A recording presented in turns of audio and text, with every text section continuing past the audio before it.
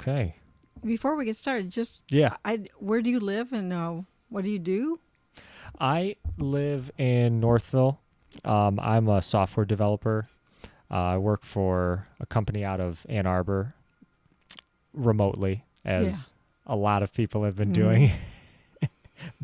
But we actually did just open up relatively recently. If we want to go back, we can. Oh. I don't think very many people do, to be honest. I'll be honest with like myself. I have gotten quite used to the remote. How old are you? I am 30. My kids are all in their 30s, and probably my oldest son is more the one that wants to go in. Yeah. But the other, one's a teacher, so he finally gone in. But my younger son's in something like you do. I don't know what it is. And he loves it. Yeah. So I think people are going to say, where we can cut costs, not have a place to work. Yeah. I mean, it is financial. So, but people make those decisions. Yeah. No, sorry. Go ahead. So, and how did you get interested in doing what we're doing today? This started in 2020, actually. After pandemic started, I usually train, so I do a lot of Brazilian jiu-jitsu. My gym shut down for a while, and I'm just sitting in my apartment. Actually, I was living in Plymouth at the time. I lived in Plymouth for 2 years, and I just had always thought, man, wouldn't it be cool to read books and then do essentially like a book club? Because I was reading a lot of books at that time. I still do, but at that time I was reading a lot of books that I would have to go to YouTube for and kind of search for like the main points of a book, just in case if I had missed something while I read it. And I was finding that these videos are great. Like, people do great book summaries, but it's usually just like one video for like the entire book, relatively short. And I thought, like, that has its place. It's definitely very valuable. But I thought, okay, what if I do something like that where I break it down chapter by chapter so it's a little more detailed and we can get more into the weeds. And yes, it'll be longer, but for people who are really want to deep dive into a book, that information would be out there. So I started with a book called Man's Search for Meaning by Viktor Frankl. Viktor Frankl. Yeah, have you read that book? Oh, yeah. That was a good book. Did you ever see the video of him? It's about a 4-minute video about the meaning of life. You should. He talks about becoming a pilot. Wow. You must watch it. This is like this. That's. Well, anyway, I loved his book, but that's a 4 minutes. That's the best of Viktor Frankl. I don't think I've seen it. I've seen on YouTube, I've seen like clips of an interview of him. But yeah, that book was so powerful. Especially who he was or who he is in his background. Yeah. Yes, he's a wonderful author too. Yeah. Because he was a psychologist or psychiatrist, I think. I don't remember. And then he gets imprisoned. And the crazy thing was, I remember in the beginning of the book, he said he had a chance to leave Germany, but he chose to stay because his parents couldn't leave. Right. And I just thought, wow, how many people would do that? Like, not very many. I don't know. Unless, like, my parents told me, no, like, you need to leave. Yeah. But I don't know. Well, think about it, too. Yes, his parents were there, but all the other families there. Yeah. So it's not an easy decision. No, not at all. That's where this whole journey started, was from that book. Yeah. Well, from my own personal experience, I'll tell you that working on the Music in the Park, and then that led to Miracle League. Mm-hmm. But I had the chance to do the radio show because the woman that did it before me, Betty, she just turned 90. Mm-hmm. So I had been on her show a couple times, and it was more for seniors. And she called me one day, and she says, I'm stepping out from my show. That's 10 years every week. Wow. And so I said, oh, man, I'd love to do that. She goes, that's why I'm calling. So I had the opportunity to pick up the phone and say, hey, you want to be on the radio with me? Oh, what do you got? It's a radio show. Because, hey, I'm 50. I don't remember how old I was at the time. In my 50s. And for me, my son had been on the radio in high school, and then he left. Bill Keith, the manager, had this one show. It was at 10:30 on Wednesdays. Who watches that? But luckily, I'm married to a tech guy, so Bill would make a copy, and then we put it online, and it's been there all that time. But I'm really glad because there's some things in there that I had. But for you, when my son was graduating, was looking for jobs, I go, you must mention being on the radio show. And he goes, why? I go, because it's cool, And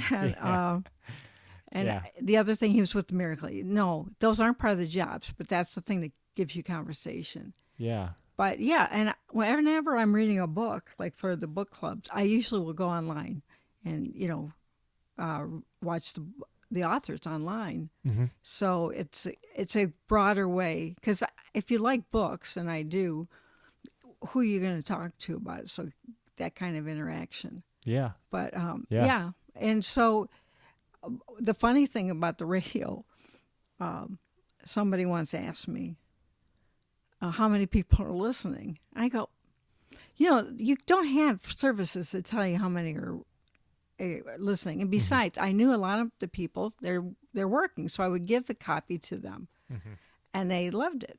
And I said, you can play it anywhere, and you can also put this on if you're at work. You can put it on. And she goes, well, how many? I go, well, more than you. And she didn't have a radio show. Just like, go away. I didn't ever think there was 10,000. That's really not the joy for me was just doing it. And then I did have a couple authors on, and one of them was local. His father had been in the war. He was a prisoner of war. Wow. And we extended it to 2 shows because it was fascinating. And so I had several authors. Betty had she wanted to, Elmore Leonard, the author, she ran into him. He was on her show. Hey, got a radio show. That's very cool. Is he, and really quick before I ask this, just a little introduction. My name is Chris. This is Chee-Tash. Welcome to our episode. Talking about a book written by a local author in this area, Debra Madonna. Debra, thank you very much. Thank you, Chris. And you wrote a book on your experience with a stroke, which we will for sure get into. Really quick before that, though, before I lose my train of thought, Elmore Leonard, what did he write again? And mysteries, action. Was that Pulp Fiction? I think it was, and I could be wrong. I think it was Pulp Fiction. That was okay. Really short, succinct. He lived up in probably Bloomfield. Really? Mm-hmm. Wow. Okay. Because I've definitely heard that name before, and I feel like the works that he's written have turned into movies, like you said, Pulp Fiction. And I'd have to look it up. I don't have my phone, so I can't look it up. But yes, he's been on a lot. And so it was a thrill for life. That was the one person she wanted to interview. But she and I also have a mutual one with David Letterman. And so you never know. We can always call Bill and say, hey, give us some airtime. Yeah. So, yeah, we both wanted to talk to Dave Letterman. Don't ask me why. Is that, so out of all the late night hosts, if you take like Jay Leno and Jimmy Kimmel, Fallon, Conan, David's your favorite? Well, for personal reasons. Of course, I love Colbert. I think they're all Colbert, really good. Yeah. But at one time, I'd watch Letterman, especially in those early days. He was very silly, very silly. But we had one of our kids was not feeling good for quite a long time, and it all turned out well. And so I was just so down, and I put him on, and I don't know why. So I'm eternally grateful to Letterman, and I'd be more grateful if he would consider. Could I ask you to grab my water? Yeah, I'm sorry. Sure. Yeah, I meant to bring it over. Yeah. So Letterman's because he's silly. Thank you so much. Yeah, absolutely. Have you watched? He has this Netflix show now, which I've seen a couple episodes, and I forget which one I saw. It actually, it might have been one he had Kim Kardashian on. I think I actually caught that one. I came home to my parents' house, and I think my mom was watching it. I said, "Oh, okay, yeah, I'll check it out for a second." I remember I think he had Kanye West on too. Yeah. I think I watched that.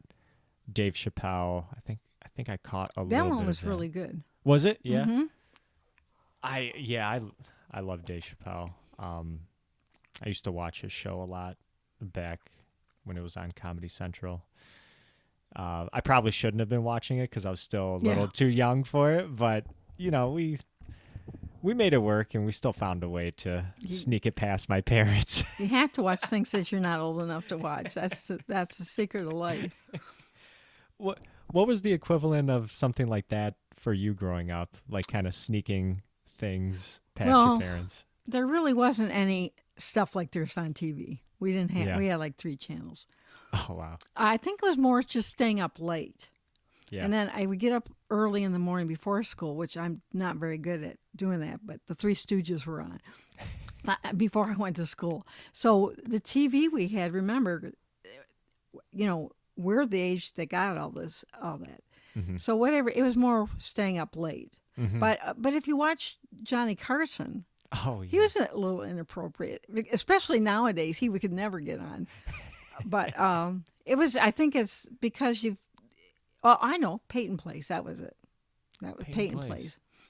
That was a TV show? Yeah, it was a soap opera with Mia Farrow and Ryan O'Neal, and it was like on 3 nights a week, I think. Okay. And that was a book back in the 40s where she wrote about her hometown, mm-hmm. and people getting in trouble and stuff.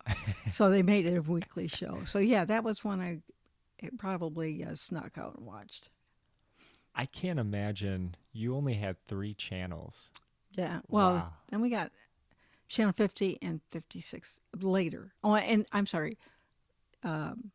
We had 4. Canada. We had. Okay. So yeah, that's it. Wow. So the good thing is you all watch the same stuff. Uh-huh. And that's what did you see so-and-so last night? Now now when you were streaming movies, I mm-hmm. send my friend, hey, I'm watching this. So we kind of like elongated out. I sometimes, whenever I'll go to my parents, they have the TV on and they're trying to stream a movie. They spend almost just as much time just looking for a movie to watch than like actually watching the movie. So, I mean, not actually. I'm exaggerating a little bit. Yeah, I know.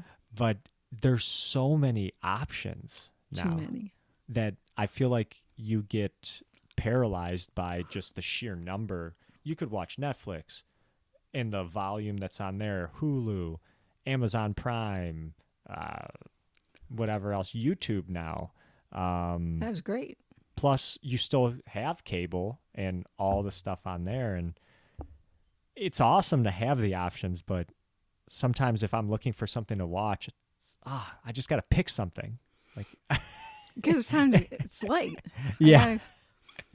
Well, consider the difference. Now, of course, I'm a Beatles fan. I can watch it all day long. Mm-hmm. And then YouTube, I know people object to them having algorithms that they can pick what you want, but they are very good when it comes to music. I'm sorry. And Amazon reminds me what I wanted to get, so it's very helpful. It's my shopping list. I don't have to buy everything. But in 1963, or 64, excuse me, when they went on, for some reason the word got out about the Beatles because didn't really know who they were. I remember watching it. But think about this. I couldn't watch that again. You can't tape it. Right. And so that's why I think and you couldn't get copies of movies. You had one time to get it. So people like me, when all the stuff that I used to enjoy, that's why a lot of music from the 60s, 70s, it's all there for you. So I've been telling everybody, I've got a plan for retirement. So what's this physically going to look like? And if you have to have people help you, they have to know your music. So they have to be like YouTube. You want to watch this today? But you could watch the Beatles one time because then you had your transistor radio. But you listen to what they played. So then you could buy the record. But to think how many times you would watch that over and over and over. Yeah. Wow. I know. It's like, boy, we were, and TV shows. You never saw them again. Yeah. Until now a lot of times, so you'll say, oh, let me see if I can find that. Yeah. Just much different times. Yeah. Oh, yeah. Wow. Not better, just different. Yeah, I like that. Yeah, not better, just different. I get it a lot from some people who are older than me that, oh, you don't know what you missed, or, oh, like kids these days are. I got it a lot when I was younger. I feel like I'm at an age where now there are like little kids running around, like a new generation being born, and I try not to do the same thing to them, like say, oh, you kids these days are just awful. It's like I don't know. I feel like I was pretty awful myself. I definitely did things that were not great. You probably weren't real awful. You were appropriate for your age. Yeah. That's what we all are, really. Because really, I can pretend I never did anything wrong, but and you're not going to confront me, and I probably don't remember what I did wrong. But the interesting things, my friends from grade school, the night the Beatles came on, we went to school and we lost our minds. And so they'll be sending me stuff about the Beatles, the song this day. So it's a way of communicating with people, even though it's been all those years ago. Wow. And the Beatles they're still, Paul McCartney's still around. I know. I don't know how old he is. He's 80. Wow. That song they had when I'm 64, we thought was that happened to me. I passed that now. Oh, well. You can only go forward. You can't, or you can stop. Yeah. This is the end of the line. So. Yeah. Yeah. No, absolutely. Debra, I wanted to say about your book. I really enjoyed it. Oh, good. First off, and I have an interesting story on a stroke. Actually, my grandfather, my dad's dad, had a stroke. And I remember it affected him pretty significantly. His speech definitely was not the same after that. And he still lived like a few years after he ended up dying of cancer, actually. The one thing that happened a couple years ago, I was perusing the internet like I usually do, and I saw... Do you remember Michael Johnson? He was a sprinter for the U.S. 200-meter, 400-meter gold medalist, like multiple Olympics in a row. He had a stroke. Oh, I didn't know that. This was a couple years ago, and he was still relatively young. And I thought to myself, oh, wow. I thought a stroke is kind of for older people, but it can kind of hit anybody, right? Absolutely. Well, and the character from Game of Thrones, Uh-huh. I forget the character's name. She had the dragons. Okay. She had a Okay. stroke at 23, and then Wow. at 24. Her name's Amelia Clark, and you can find out she's at this organization. Uh-huh. But yes, she had at 23, 24. In the second, Wow. one of the early years of Game of Thrones, and she was able to go back because the one thing Wow. she can do is remember her lines. There's a lot of Uh-huh. things. So, what do you do with your life? In your life, can you still do, and Uh-huh. what can't you do? But well, 1 out of 4 people have a stroke. Wow. But also, you'll have the similar anything that affects the brain could be a cardiac incident because you're losing blood to the brain. Mm-hmm. You can have Parkinson's. There's dementia, of course, and multiple sclerosis. All these that change the way we think and we operate. Mm-hmm. So that was really one of my reasons for writing it, because I've taught health issues. Mm-hmm. And people are just dumbfounded when you go in the hospital. They think that's it. And the other issue was when I went in the hospital. I was worked in before Mm-hmm. for most of my life. And then when I went in, I was unconscious. When I came out a month later, I was sitting up and I could speak.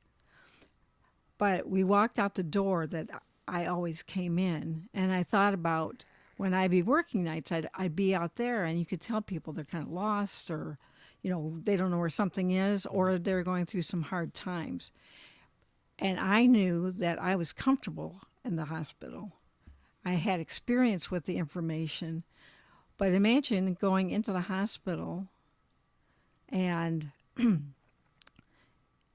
hating hospitals, hating doctors, and your family does too. Mm-hmm. Whoa, that gets in the way of a lot of stuff. My husband, his role was, every day he would comment on what I could do better, a little bit.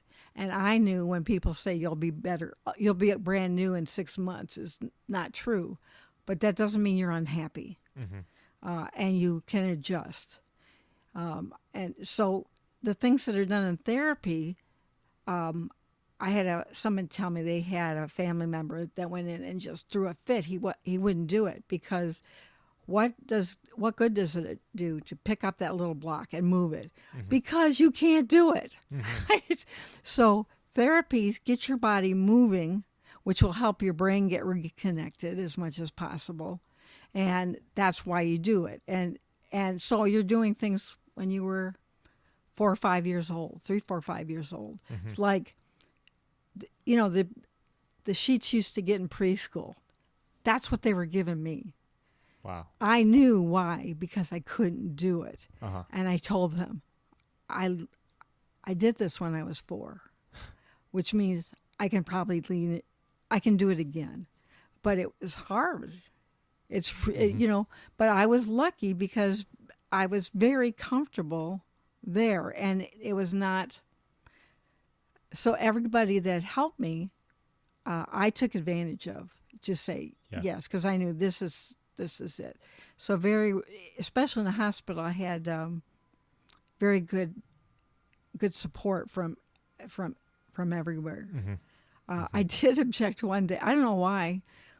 They change around your therapy sessions, and I'm not going anywhere. And one day they changed it, and I went in my room, and I wouldn't go out. And they go, "Why?" I go, I don't know what I said that day. But they went and got the head nurse, and she goes, "You got to go." I go, "Okay." I go, why'd you do it for her? Because she's a nurse. I depend on her to get my food and everything else. So, but it's essential. So I thought in this day and age, when you know so much we know how it all works, we really got to expand how we get the word out to people. Just like having babies. I had babies at the time when they involved parents, and you knew all about it, and it was like the golden age of having babies, because 10 years my son was born 81. In the 60s, there was no fathers in the room or support people.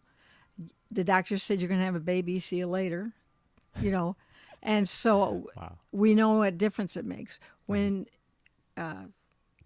people have gotten cancer, and somehow or other, one day, a couple of people started all the fundraisers for cancer. That's always been there, but they said, let's go 60 miles and walk to raise money. So you said to people, I need $2,300. And you walk for 60 miles over 3 days because there's an added benefit for that. Before that, if you had cancer, that was it. Now, if you have cancer, somebody, and you lose your hair, friends will cut their hair too. Yeah. So we do know that there's kind of that group think we have to do. And I could not find any books except the one by Alice Bolte Taylor, which had done a TED Talk too. She was a neuroscientist and had a stroke. Hers was on the same side as mine. It was more extensive, but I could relate to it. I watched it before I had the stroke because I was so intrigued by it, and then afterwards to see where I was. But if you think when you go in a hospital, you have how many people are responsible for you from the time you walk in the door? If there was no other patients, you've got emergency room all the way down to in your room, and then you have all the people taking care of it. I'd have to go back and do the counting, but St. Mary Hospital, which is where I worked, but hospitals are set up. If you came into that hospital and you had a stroke, there's not a surprise. Do this, do this, do this. If and how well you're doing is determined by what floor I go to. So I think at the time, and then Bruce Willis not too long ago, it was they said he has aphasia because he has some issues going on. Oh, really? Oh, wow. And so his family came out. And I don't know all the extent of it because there's a lot of reasons why you might have aphasia. And Gabby Gifford, she's the congresswoman who got shot, and the brain damage she had. So she's done they've done a documentary on her to show what she had to do. And I think I think we know what works, which we have group learning, but I think it's essential because my husband was lucky enough because I worked in hospitals and told him all my stories. He was in tune a little bit, but there were people that I knew that were very uncomfortable with it, which is not a problem.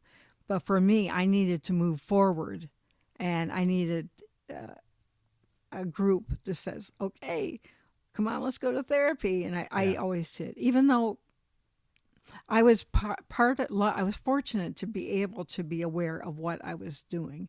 And I always had a reaction from the first day they got me in therapy and I had to stand up and then sit down. I couldn't do that. I couldn't. And I was kind of like, okay. And I was very aware of how I did the next day. But what's interesting is in therapy, I don't think I wrote this down. What you have to do in therapy is go in and you do your whatever they're doing, activity, and then tomorrow they raise the stakes because that's how it works. So there's no no. Oh, they make it like more challenging? Yeah. Yeah.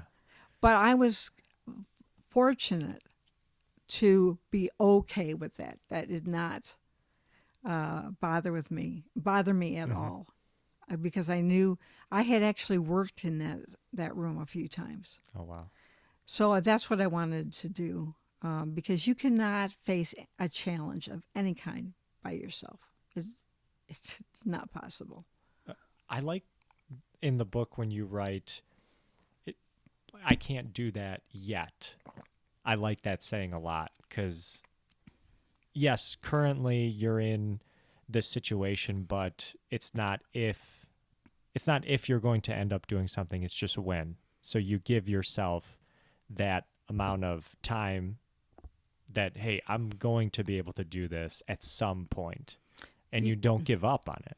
My friend Lucy French will be so happy because she is a physical therapist and she also does brain gym. And, when you're doing, I can't do that yet. Yeah. Put it on your shoes if you have to. Put it on your hands. Because it's really easy to say I can't. Yeah. And right now, I can't. But you won't be able to do it tomorrow if you don't, Yeah. try a little bit. And there really aren't ending points. And I was fortunate that the therapist told me, keep going. So I have, because there's a little, I need to be tweaked a little bit. Mm-hmm. And if you just stay at home, you're really not going to not do well. Oh, yeah. And so, because you can improve, even though it may not look like it, but it is. Mm-hmm. And it can certainly get much worse. That's for sure. Oh, if you don't do anything. Yeah. Yeah. I could see that. Wow. Now, earlier you had mentioned the specific location where was it a hemorrhage that happened? Yeah, which is a bleed. Okay. Yes. And then there's clots. Those are the two main. Okay. And this had all happened. This was, I know you referenced the date multiple times, January 27th, 2015. So we're in 2022 right now. So this, it's not that long ago, really. And you seem amazing right now. I honestly wouldn't even be able to tell that you had one. It seems like you worked really, really hard in your therapy sessions to just build back from it.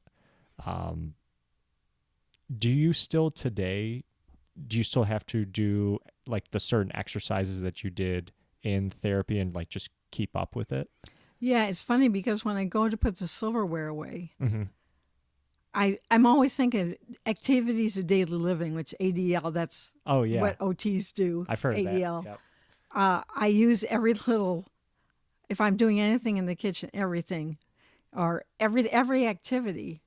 But I have what's called neuropathy on my right side. About, if you look at your nose, that's halfway, but to about here. So there's always, there is a medication. I've been fortunate is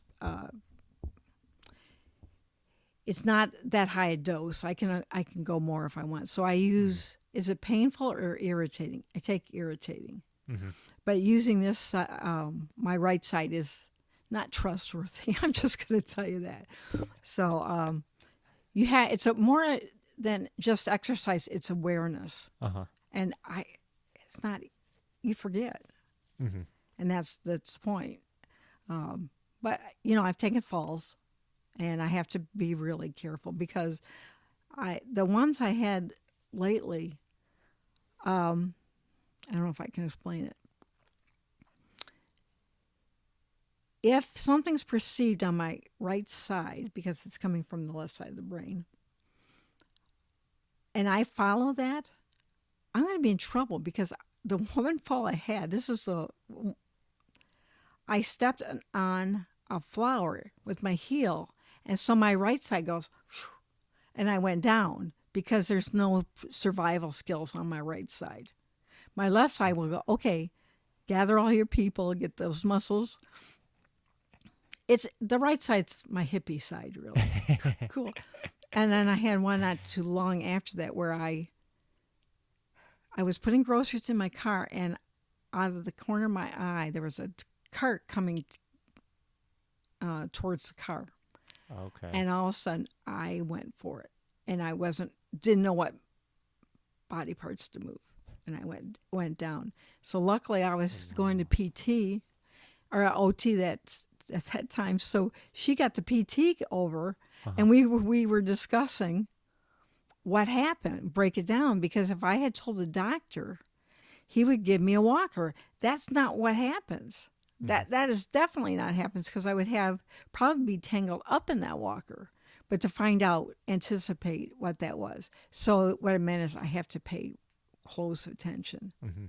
And also that means I do a lot of looking at the ground, or you can do vision scanning.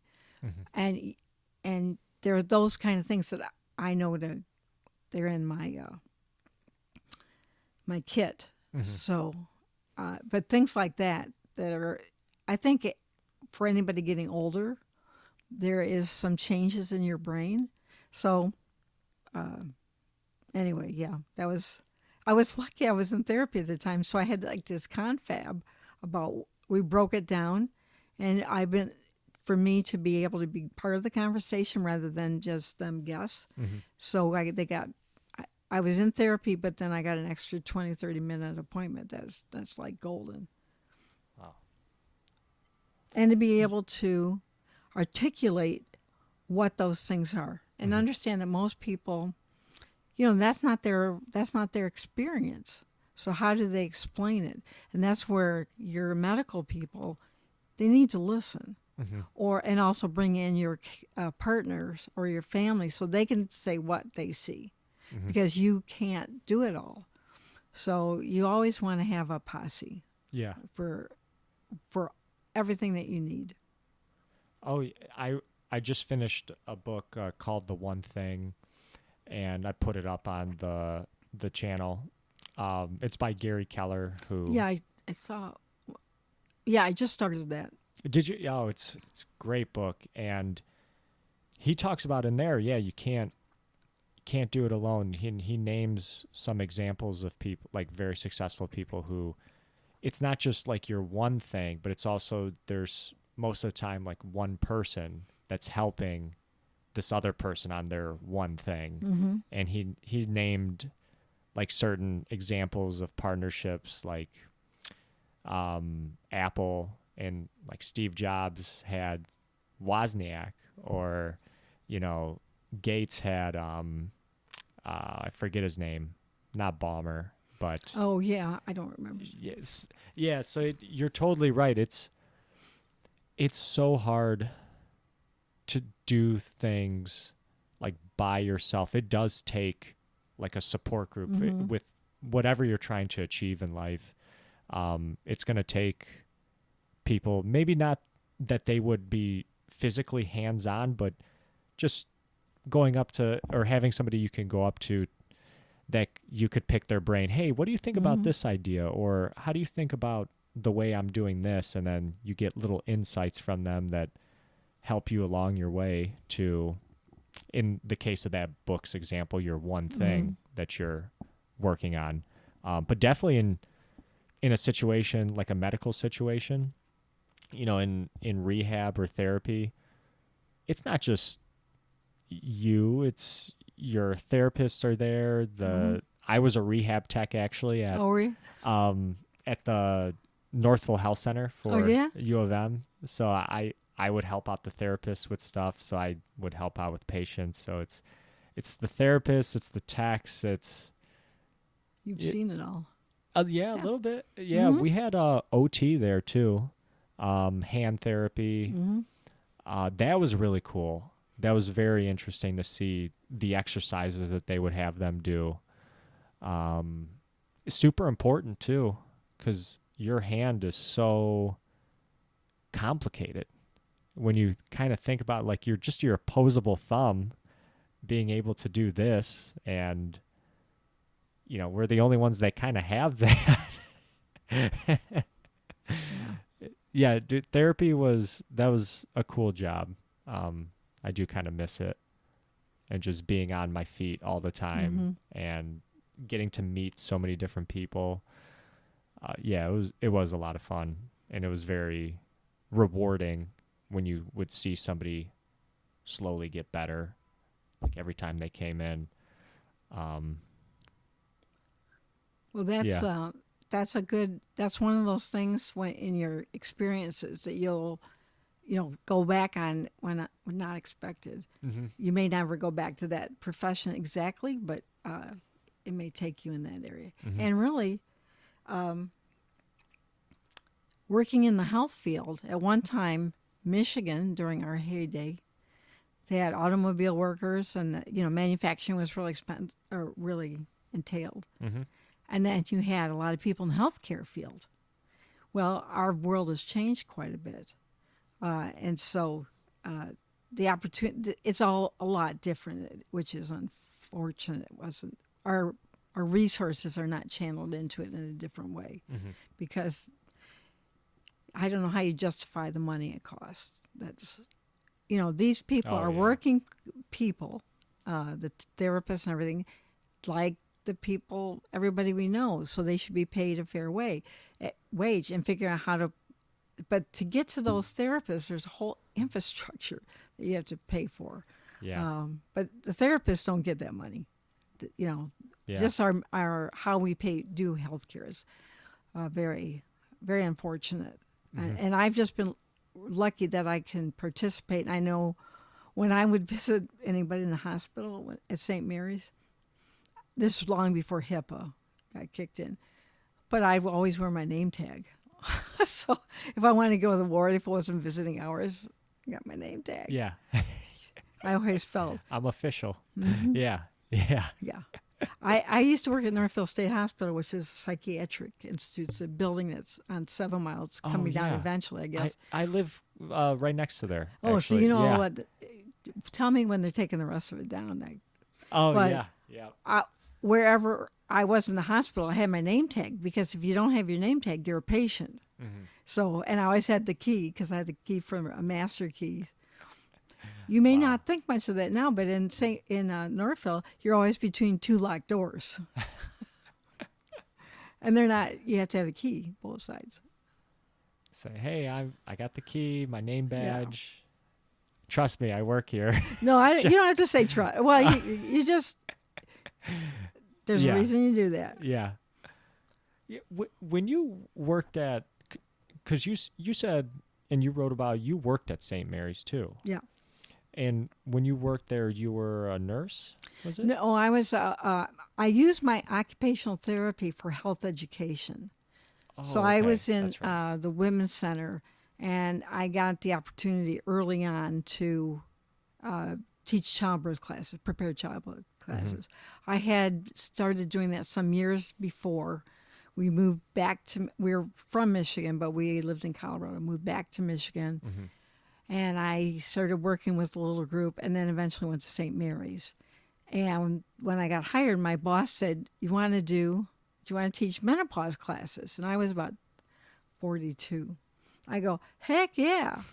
So I did my homework, and it was a support group. It was great. We met once a month. There's no charge. And I taught that for, I think, 19 or 20 years. And in the meantime, if there was I said, you want to do some parenting classes? So we put something together.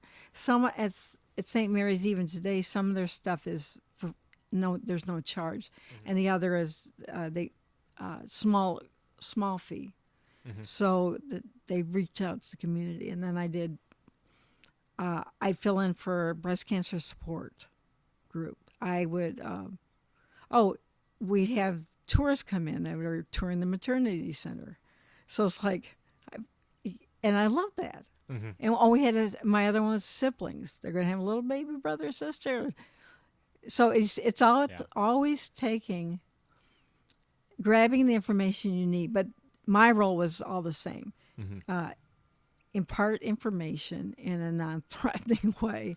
And the one thing you have to do is you really, really have to watch the people. What impact are you having on them? Mm-hmm. Because if I'm with my friends who work in hospitals, our conversation is much different than, because there you tell all your stories. Mm-hmm. But you don't want to do that to people. So to be caring, and my job, I don't know everything. My job is to open the door so they feel safe to go to the next person. And I was happy because when I was at the when I was in there, that's what the people did for me. And, we're at a different spectrum of the workforce. So people go, what's the big deal? Mm-hmm. But my pride was that I could tell you what to do if you had a Charlie horse, because believe me, if you're pregnant, you get a lot of those. Really? And if you tell the truth about that, then maybe you also know about this. Yeah.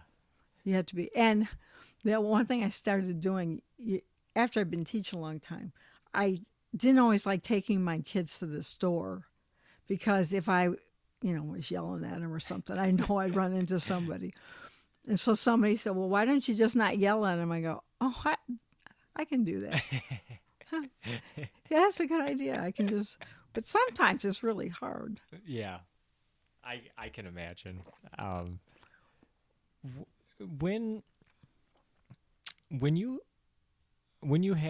you stop working at the hospital? Was it after you had your stroke? No, I had probably about 6 months. I had been there a long time, and when I said, I've done it. Mm-hmm. And then I also was working I opened a business as a massage therapist several years before. Oh, cool. About 7, 8 years. Specifically, I wanted to work with people with special needs, or the stuff that women go through in particular. It's these little things. So that was what I did. And that stopped the day I had the stroke. Wow. Our business was on Main Street next to Dairy King. Oh, what okay. a great place. And I worked, there were several of us. And so that was my take on, I was continuing. And so it's funny, I didn't think I'd quit and finally go, I've done it. Uh-huh. This is all good, but this is what I'm doing now. Because I was very happy. And I had, my bosses were, whatever we wanted to do, I could set up my work schedules to go with my kids' schedules, and it was a great place, and have those experiences. And then sometimes, you run into people out and about. One of my neighbors moved in, and I go, I hope it was okay. Oh yeah, you were great. Okay. Oh, with the massage. Yeah. Or, when I was teaching, their daughter was in sibling class, and I said, oh, I hope what I told you was useful. And they go, yeah, it really helped. So what you have to realize, if you give people even one piece of information or ideas, they go, it extends to everything, because I didn't tell them that much. Mm-hmm. But I didn't lie, and I didn't make it up. And I'd always say, this, but check with your physician, or because I don't know everything. I know a lot, but I don't know everything. And I think I'm a doctor, but I'm not. but anyway. I feel like sometimes I think I'm a doctor, because I will search the internet for things that I'm experiencing and just go, oh yeah, I think I have this.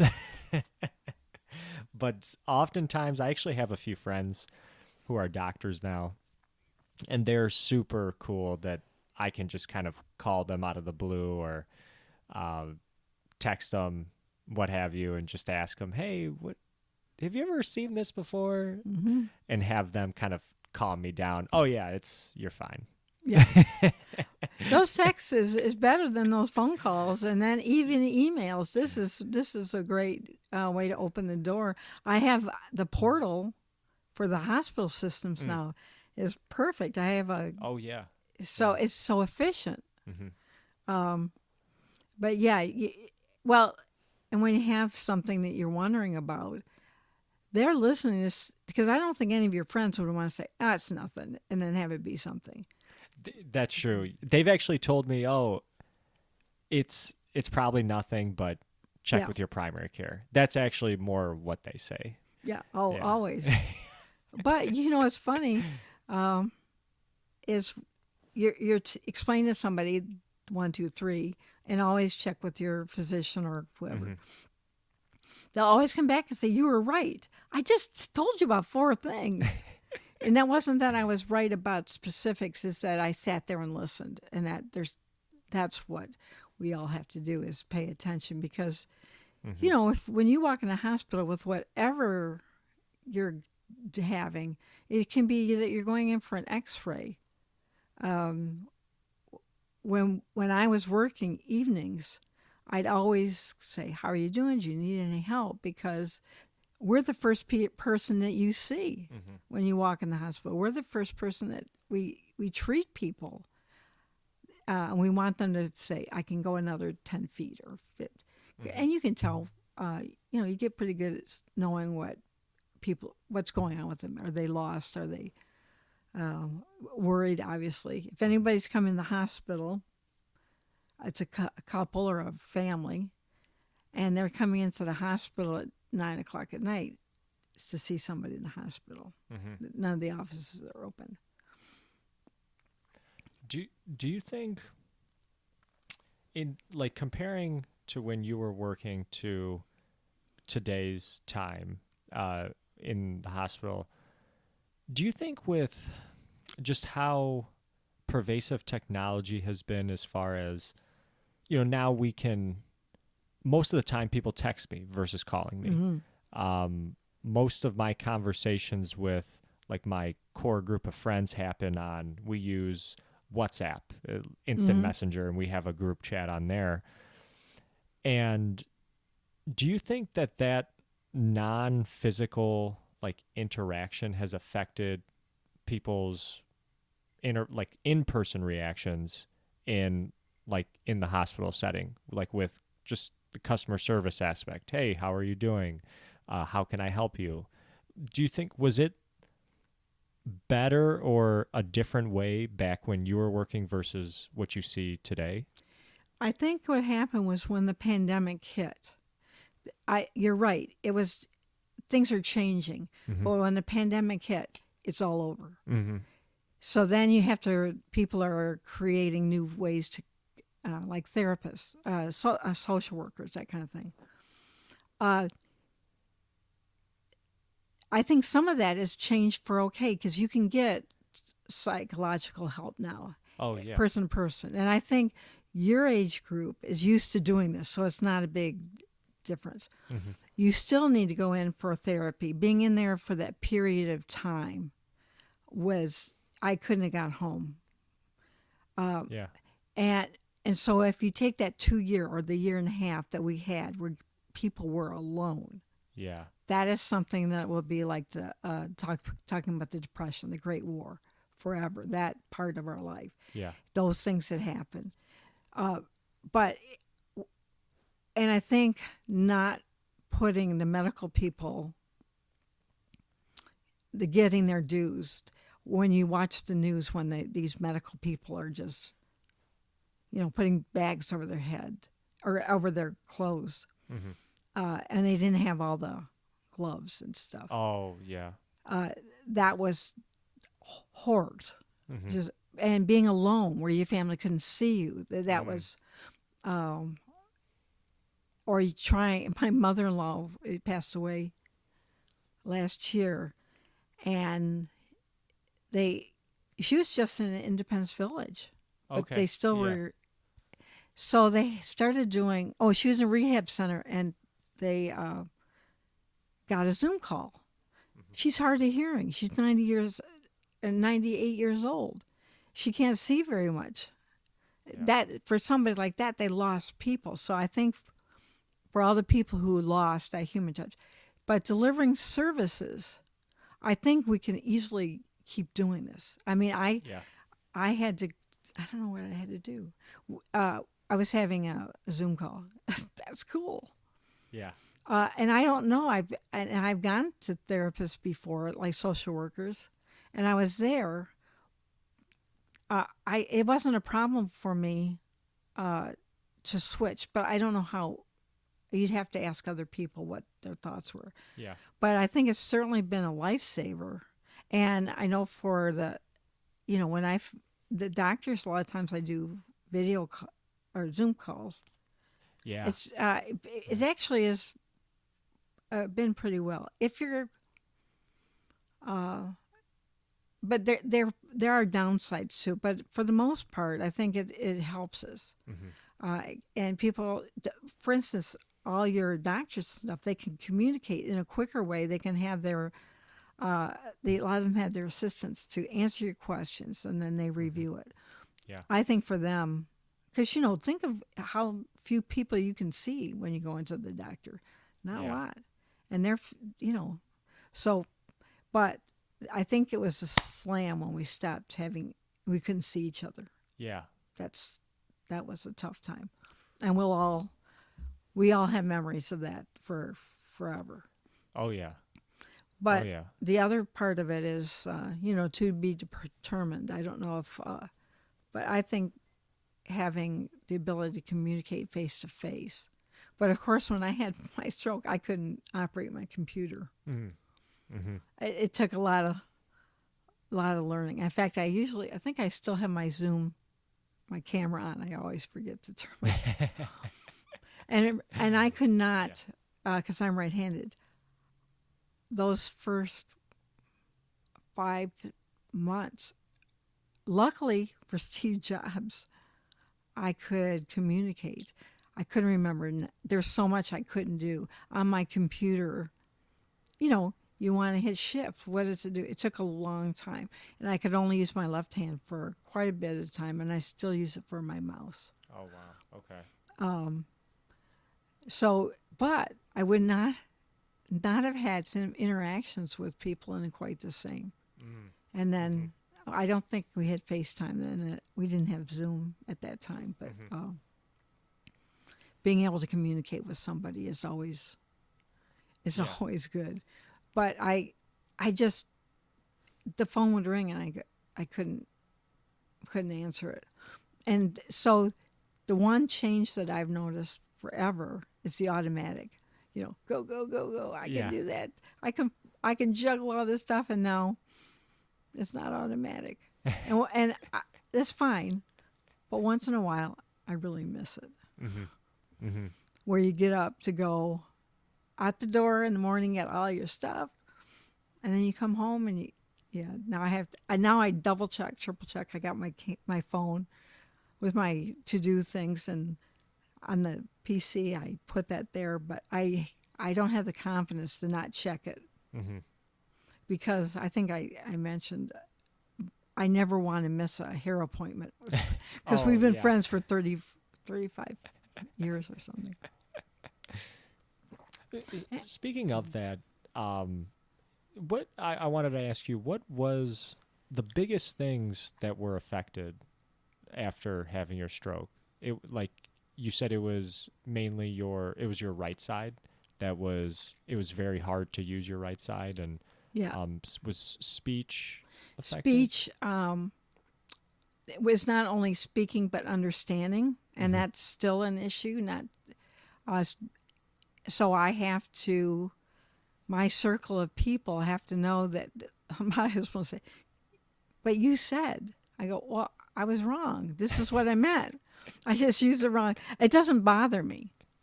But I will tell you that bothers a lot of people, and it makes them feel inadequate.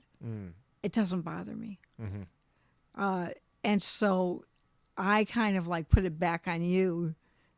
What if I say it wrong? My girlfriend, though, told my husband, "Yeah, she's always done that." So it was part of but that part, the thinking part, processing information, but also being able to maneuver how I work this right side, and be aware of it. So there was really, but all the thinking part had to come back.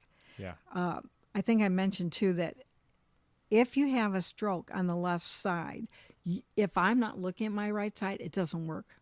It doesn't exist. I mean, and so if I'm holding a spoon, I'll look. It's just automatic.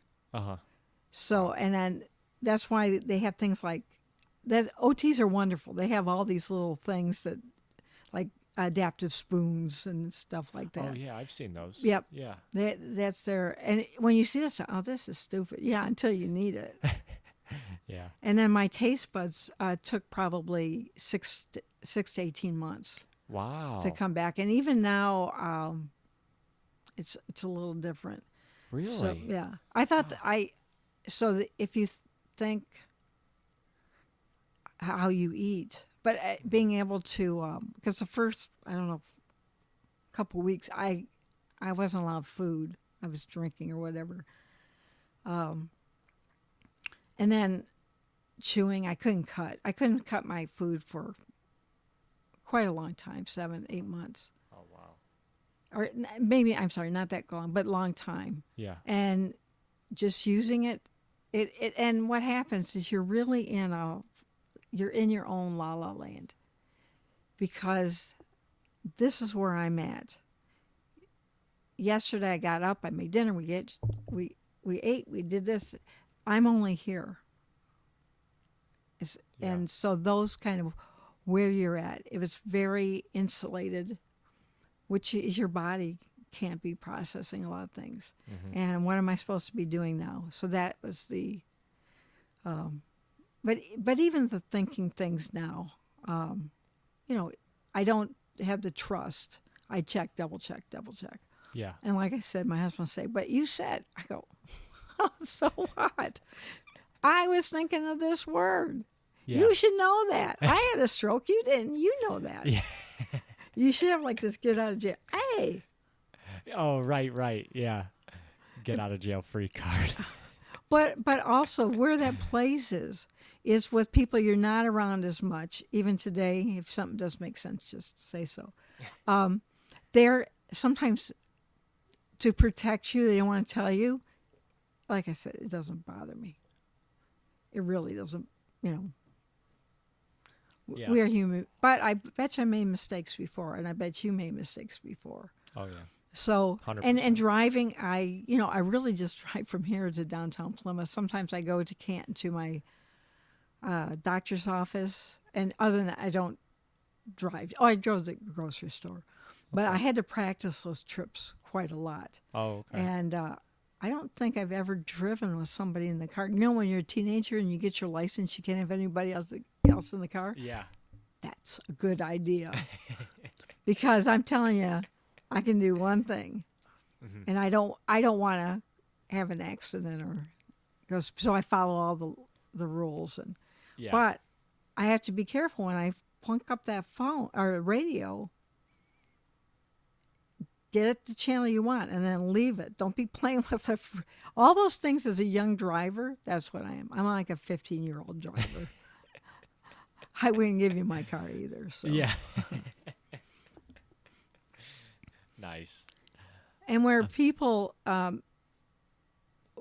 when a person in your family or in your circle has something happen, you can only judge by what you see. And a lot of what I was seeing, or I was going on with me, you couldn't be seen. You have Parkinson's, so there are tremors that you can see.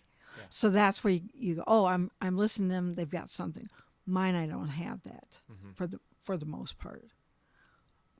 That reminds me of a book and a movie, Awakenings. Mm-hmm. Robin Williams was in it. And it's funny, you referenced Oliver Sacks' book. I forget what the name, The Man Who Mistook His Wife for a Hat. Yeah. That I haven't read that book, but I remember the movie, and that was about Parkinson's, I believe. Yeah, it was what was it? It's based in the name. Encephalitis. Okay. Yeah. And that took place in when was it? Early 1900s. But But interesting thing about Oliver Sacks, he is he passed away. He is a neuropsychologist, and that's one of the places he first started working. And he is the character, the way he's portrayed in the movie, is the way Oliver Sacks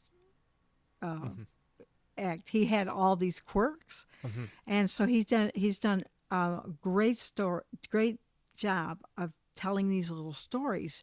Because so when I was first started out, I read everything that I could on him, because it's about looking at things a different way.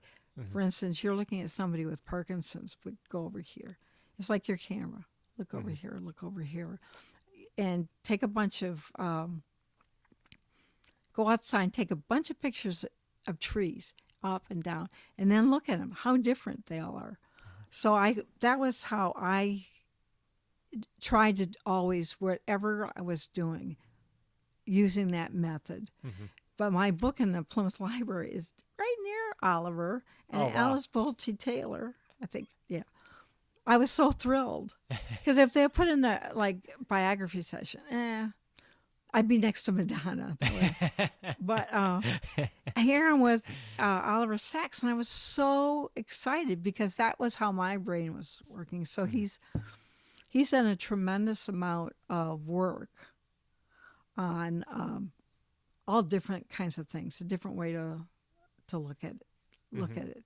And Jill Taylor, that's what she was doing from inside, but also she's a neurologist, so she knows this stuff. And how can that happen?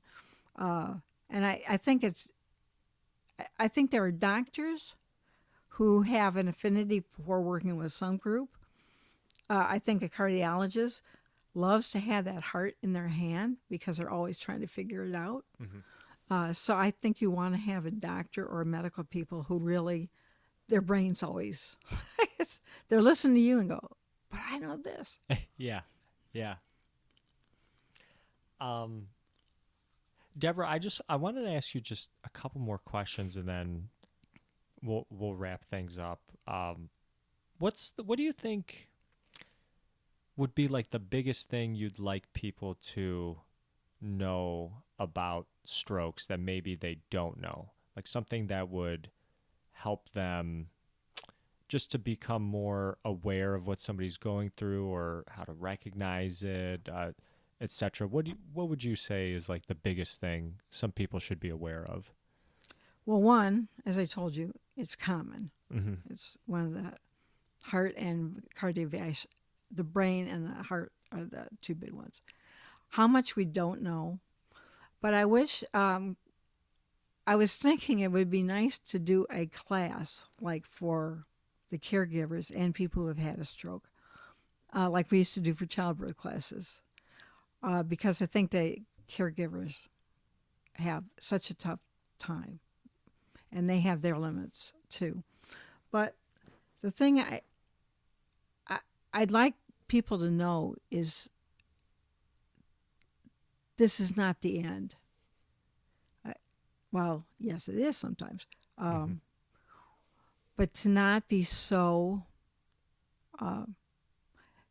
as not their doctor, but you're their family member. Mm-hmm. You only have to give them kindness and caring and sit by their side. So my interest right now is also going from the person with stroke automatically to the caregiver. And caregivers need a lot too. So, yeah, if I were working in the hospital, I'm there under whatever I'm supposed to be doing. You hear whatever you're doing is, if you had an issue that you were dealing with, to listen with kindness and caring. Open the door for you to be able to tell. And I wish people knew how fascinating this stuff is. Mm-hmm. It is scary when it happens to you. Diabetes is terrible if it happens to you, but it is such an interesting disease. Yeah. And the brain, I will not see in my lifetime all that we can figure out. But you can hold a person's heart in your hand, and you can even put it back.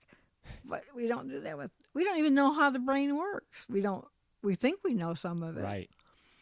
And we're getting better from just like the practical standpoint.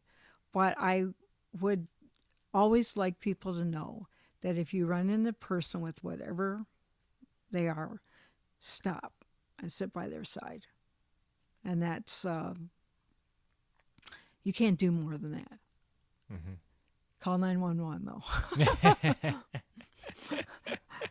Yeah. Always. And I have, and even still am, really good in those first couple minutes. Mm-hmm. And I am really calm, and even with my kids. And then afterwards, you know, if it's your kids, you fall apart. Yeah. And that's where David Letterman came in. Yeah. But I would like people to be more interested in health. But we can all. I've been around a lot of people who are going through things, and the best thing I can do is, sit here, hold your hand. Not much else, but it's pretty powerful. Mm-hmm. And caregivers a lot of times are trying to cure. They want to make everything better. That's not. You only got today, and then tomorrow. That's a very powerful message. Yeah. Oh, yeah. Deborah, for people who want to get the book, read the book, is the best way to go about that Amazon or you have a website too, Yep. right? Is one better than the other? Would you rather them go through the website or whatever? It depends on if they want it now. Amazon. I always have a few books, and then it's always on my webpage, and a couple people in town in Northville have put my book out. Once That's at Maggie cool. and Me, and once at Bodie's, and once at Mod Market. Oh, cool. Because it was just so. Or you can go to the library too. Yeah. I'm real good about how can I get your book. I can send it to you really, really quick. Mm-hmm. I used to work in the library in high school, so. Oh, very cool. But I've always loved libraries and. Mm-hmm. You have quite an extensive book collection behind you. Well, that is my awesome. grandpa. We bought this house. This was a greenhouse. That was his house. So I have all his stuff. But now I have to figure out a way that my kids don't inherit what they don't want. So, but they can just pile them up, take them to the library. Oh yeah. Well, my grandfather had a lot of books, and he was born in 1897, Wow. which is real odd. And his father was a musician, and he had a lot. And so I used to take things from the house, but I always he said, if you don't want it, bring it back. That was, so I just moved in. Mm-hmm. And that Anne Frank, that's the whole magazine from 1954. Wow. And I have probably at least 100 Life magazines from the 50s. And his name tag is on there. And on a lot of them, he'd write down what story he was reading because he was a farmer. So he'd come in. And so I don't have the heart to throw those away. But somebody can throw them away. When I'm dead, throw them away. Do what you want with it. If I find a way to take them to heaven with me, I'll have them. But wow. Well, that's awesome. Wow, 1897. Jeez. And to be that well, and I'll show you when we go in there. He has he bought a organ, 1939. It's got full keyboards and everything, and it was a aeolian, which blows air through it. So like a player piano. Mm-hmm. This is different. It's all electronic. And he had I think I have about 75 of those rolls. Wow. So you think a farmer, he lived out here, he moved from Detroit, and he was still books. He had a lot of technical books. He was an electrician. He knew how to. I don't know how he learned to do all this stuff. Mm-hmm. So that's what I inherited, was just that love to have this stuff around. And the kids would be doing something in school, so we'd go to the brown bag or bag day and buy a whole bag of books on dinosaurs or whatever they were studying. So then you take them back. But I asked one of my sons, how much stuff do I have to get rid of so that when I die, I'm not a burden? He goes, I like your stuff. I go, okay, I'm done. You can pay people there are paid people that will take care of this stuff for you. Yeah. But don't stand around and complain about it. That's not nice. Really quick, I like asking this question to people, or like with my friends, I've asked, what time, if your age right now, if you could go back to a certain time period, what would it be? Like in your current body, current age. And for me, there's two.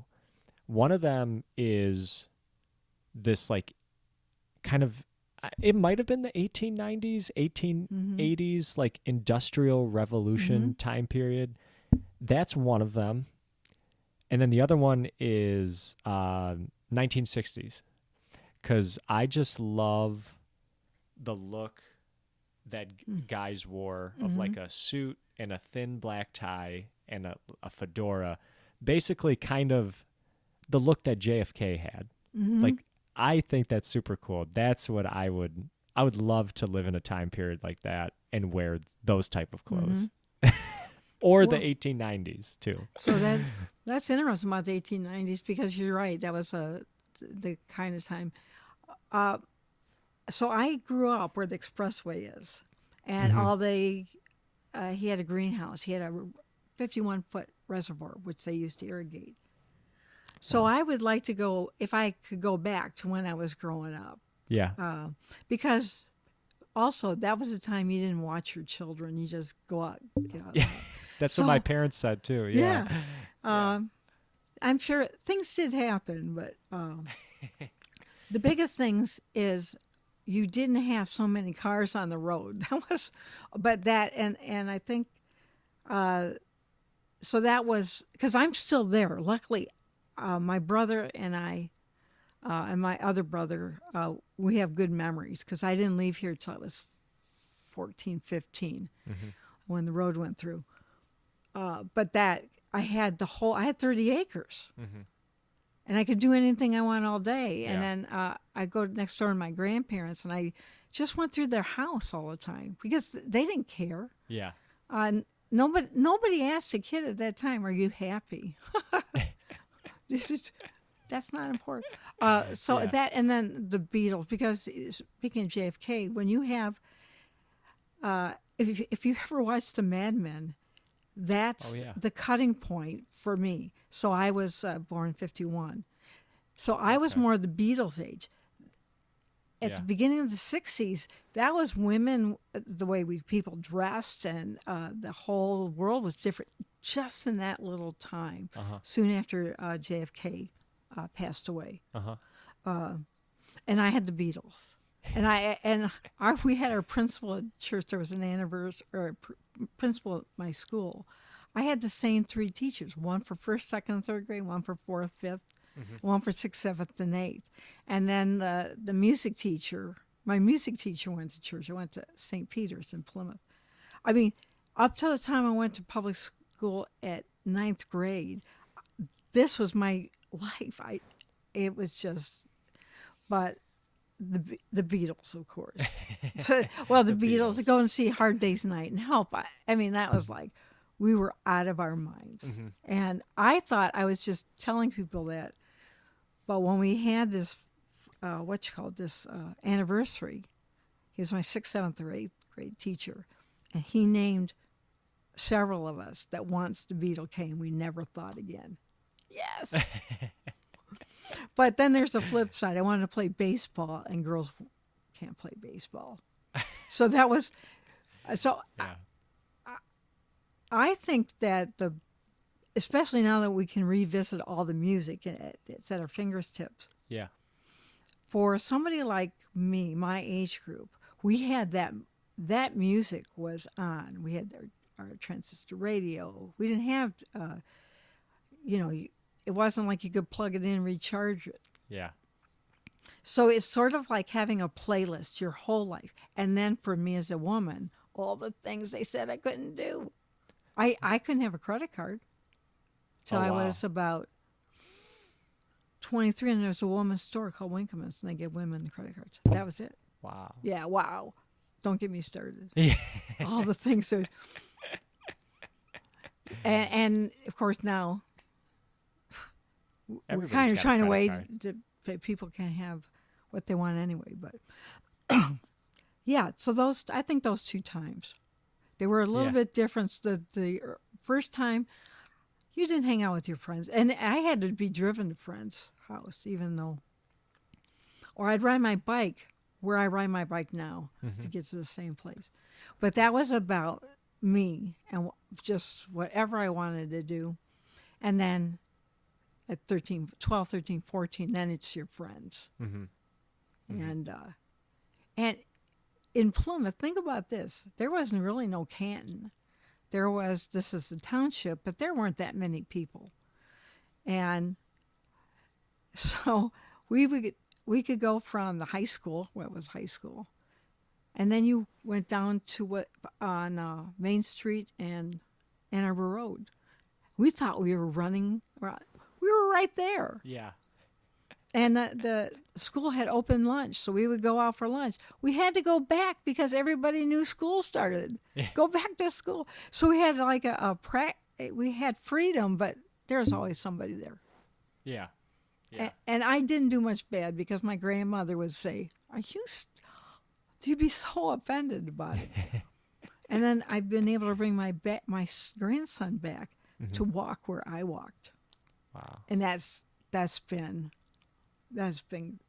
to watch him. The other day it was the first time he wanted to walk out there. Mm-hmm. And then he was fireflies. He knew how to do it. And I go, oh man. So I'm having like these flashbacks.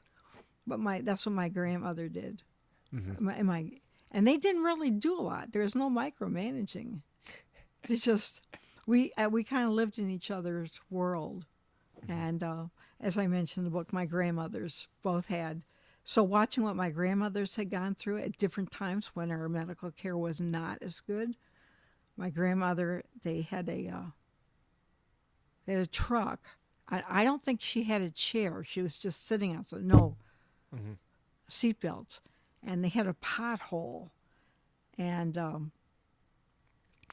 she fractured her leg. Oh. And so back in the day when they didn't care how it looked afterwards. And I think she was missing about 3 inches. And the pain, and my other grandmother too, I appreciate watching what they went through.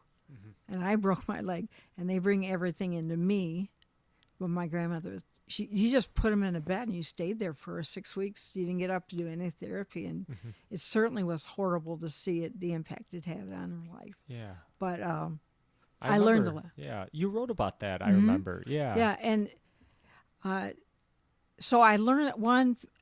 And the reason I was able to apply it now is because I've always applied it when I was especially working with a lot of women's issues.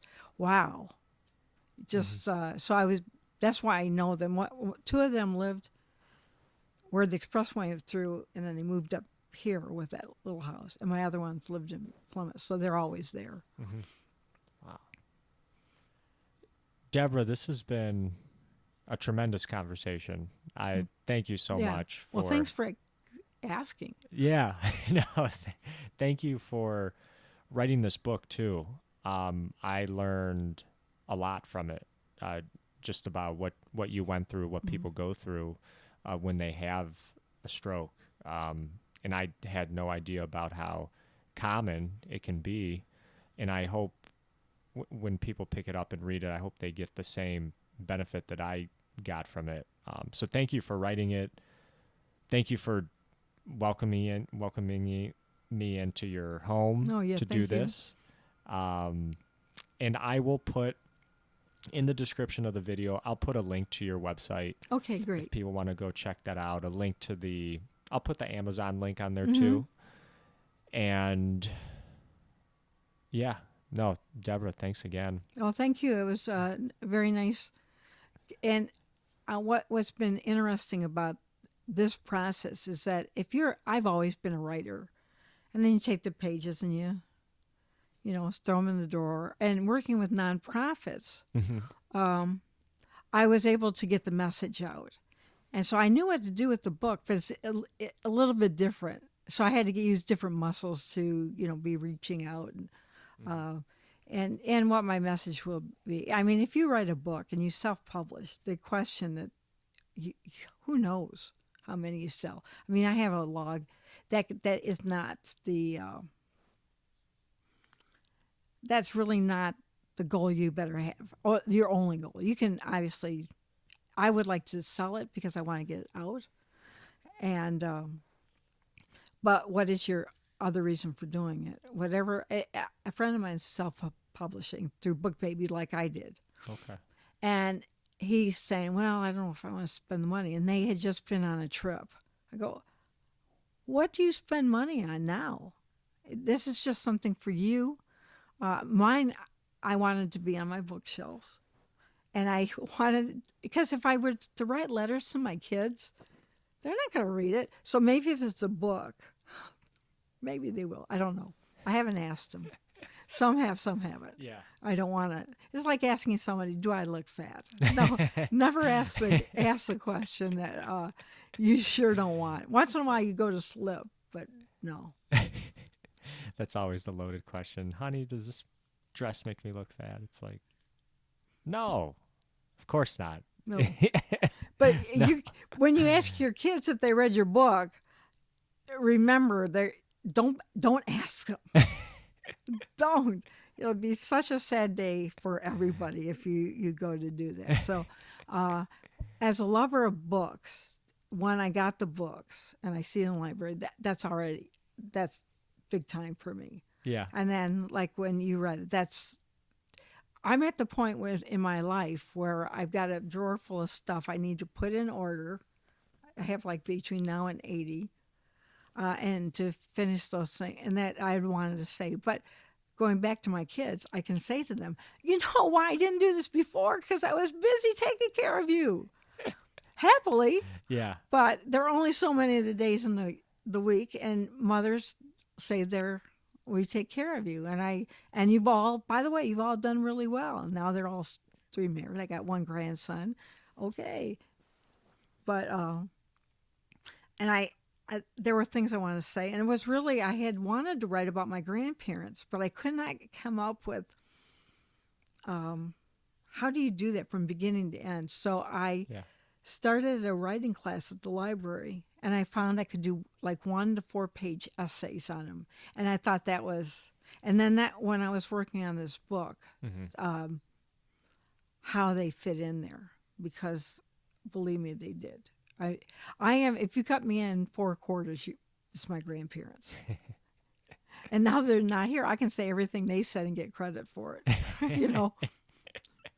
And they were all really, and they all lived to an older age. My youngest son, or my oldest son, they died. My grandmother's died the year after he was born. Wow. So I was able to introduce them.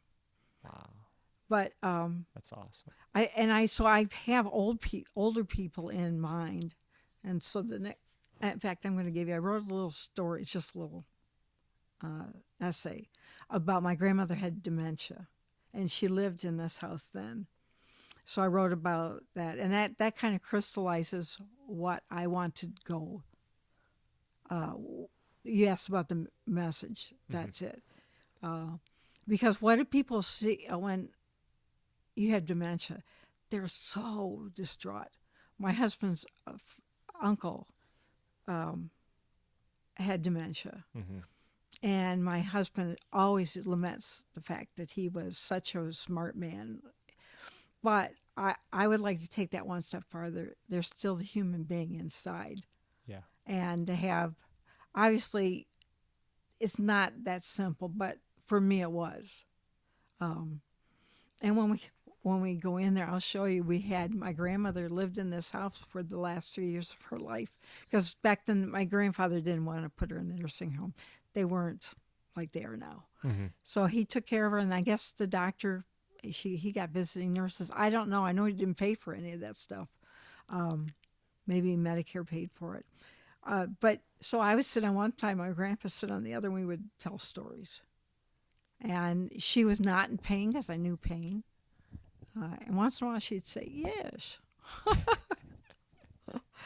But I wanted to bring them alive as much as possible. That kind of put the shift on. These are the people that, I think they're pretty interesting. But I want people to love those that go through troubles. And I think, and you probably have seen this, for a lot of people, it's like the pandemic. Pow. And they aren't always able to recover enough to go, okay, let's go with affection. And I understand that because I'm, I love all that stuff, and I know people aren't. But hopefully, maybe I can do something to change that for people, because there's nothing worse than losing the person before they die, and because you are so grieving about it, which you're entitled to do. But I had my grandfather's. I'll tell you two stories. So my grandfather had all his stuff that he had left, books and pictures and everything. So I would bring them out, especially during that time. And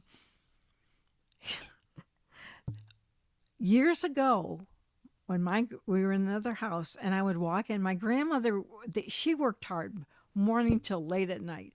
So she wasn't visiting, and she kind of was daydreaming. And I would hear her from the other room. She'd go, "Harold." My grandfather's clarion. So I'd ask her, "Who's Harold?" But they weren't listening to her.